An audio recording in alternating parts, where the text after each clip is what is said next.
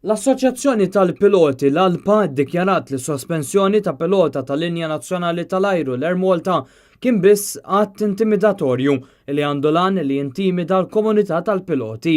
Il-każ huwa dwar pilota li 5 xhur ilu kiteb kumment fuq il-medja soċjali fejn tkellem b'mod ironiku għal meta ajruplan tal-Linja Nazzjonali ma joperax għaliex ikun qed isegwi direttiva tal-ALPA.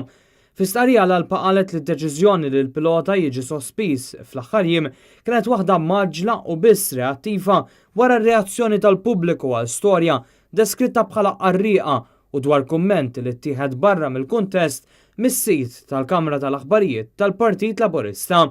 L-ALPA ddikjarat ukoll li l-azzjoni tal-Air Malta kienet ukoll attakk fuq rappreżentant tal-piloti intis biex jintimida lill-piloti anke għaliex il-kumment ittieħed minn grupp privat li l-membri tiegħu huma esklusivament il-piloti.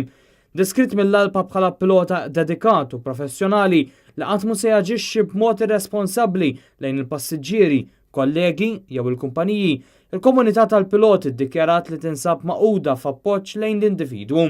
L-ALPA tiddikjara wkoll li mhux se jinħarġu azzjonijiet industrijali b'mod immedjat biss biex il-passiġġieri ma jsofrux il-piż tad-deċiżjonijiet maniġerjali ħżiena tal-kumpanija Air Malta.